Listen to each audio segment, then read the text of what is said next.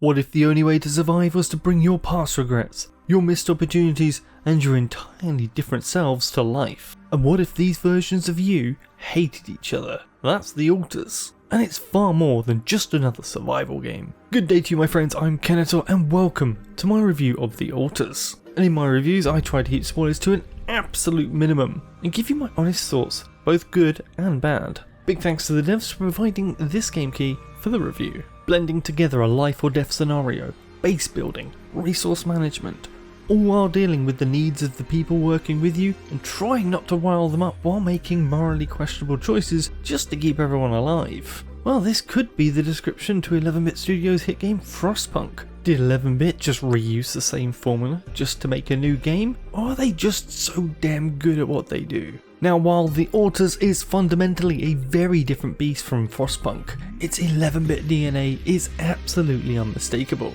I've spent about 50 hours with it, and that signature blend of intense survival and morally grey choices shines right through. Story and setting is front and centre as always, as you are plunged into an impossible situation as the sole survivor, Jan Dolski, stranded on a new, dangerous world.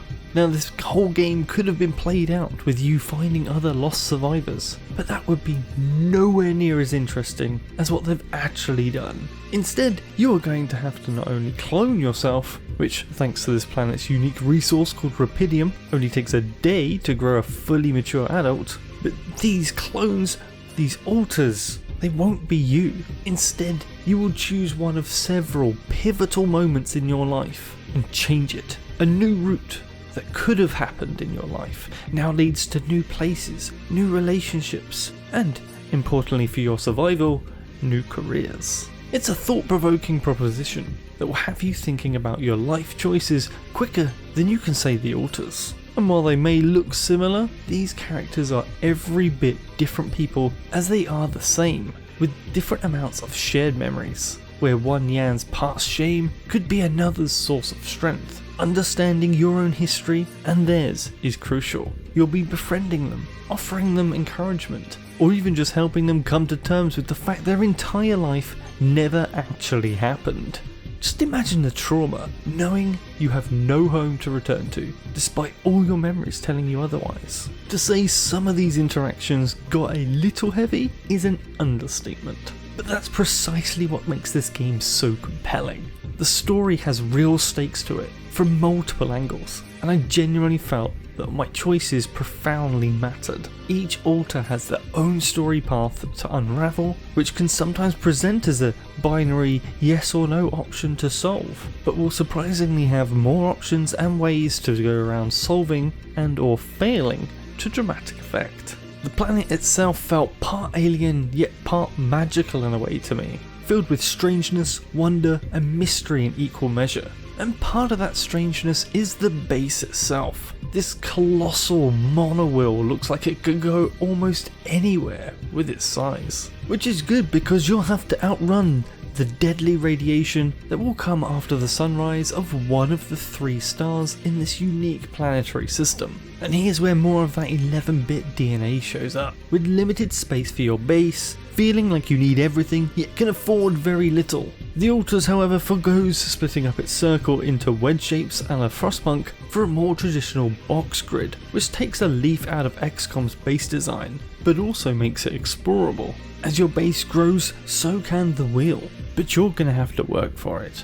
The resources could be better spent making new modules, or expanding the resource network, or even yet, making more alters. It's just one of the many choices you're gonna have to make on your journey. Speaking of exploration though, this felt just right to me. The maps were big enough to not be overly large and unmanageable, or be too big a time sink, but also not too small that they couldn't hide things away here and there. Exploring can also be sped up via the power and resource network too, as special power poles can serve as quick travel points, as do the mining buildings. Although the added cost of these poles means you will have to be intentional about their use. The game is broken up into 3 main chapters. Each has a very unique, high quality map to them, and have their own theme and atmosphere delivered through its dramatic scenery. You explore these throughout the daytime hours as nighttime radiation spikes to lethal levels. This can help break your days up into outside exploration and resource gathering, and inside base management and caring for your alters. Scattered throughout, you'll find different resource fields to harvest via these deployable buildings. There'll also be a scattering of single harvest resource nodes, breakable rock barriers,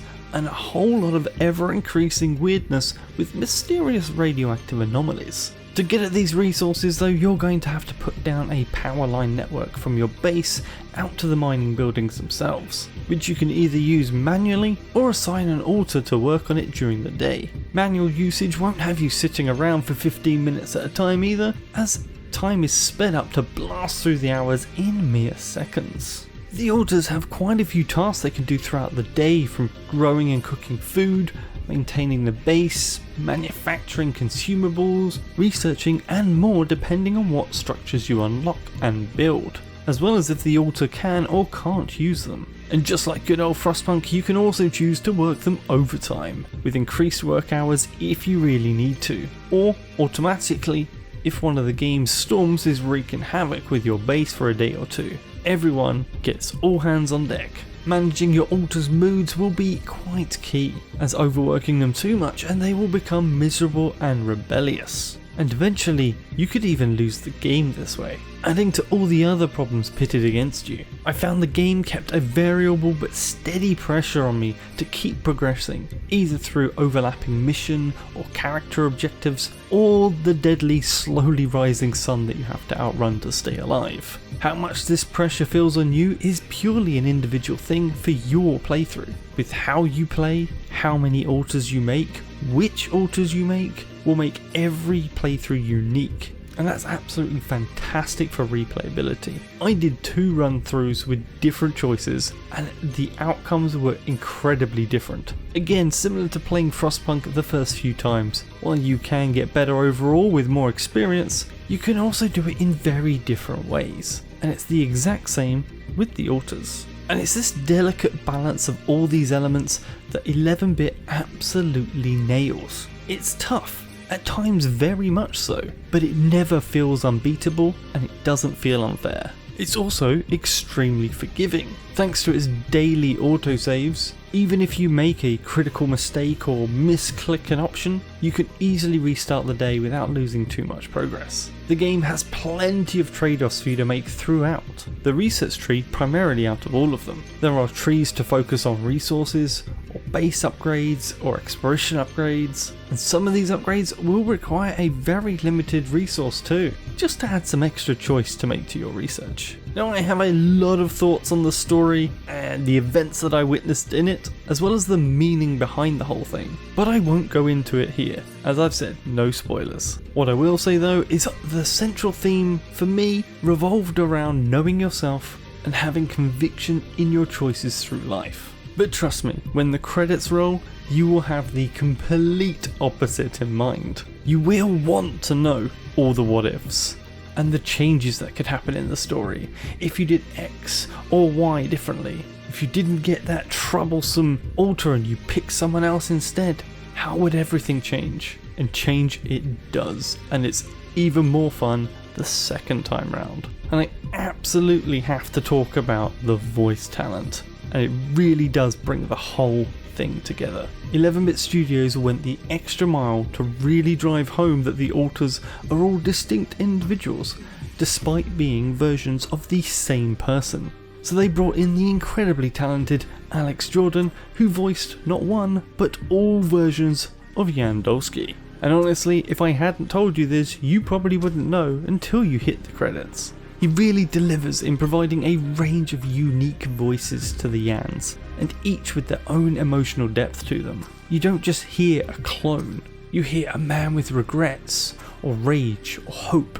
And as the icing on the cake, you get the unmistakable gravelly undertones of the legendary Doug Cockle, the voice of Geralt from The Witcher, as the character who sent you on this entire death trap mission in the first place. But The Alters is not without its faults, although minor in my opinion. Character control while exploring outside can feel a little floaty, and it takes a little bit of time to get used to. Sometimes button presses can lag a little, same with releasing a button to stop mining for example, which at the end of the day could cost you some minor radiation exposure. And to keep the honesty going here, I did have a few crashes in the final area of the game, but I'll remind you I was playing a pre-release copy 2 weeks before release. But as I said, the game does autosave every day, which means if you do encounter any issues, it's only going to cost you 10 to 20 minutes worth of play, depending on what you did in that day. 11-bit also have a great track record of bug fixing and post-launch polish,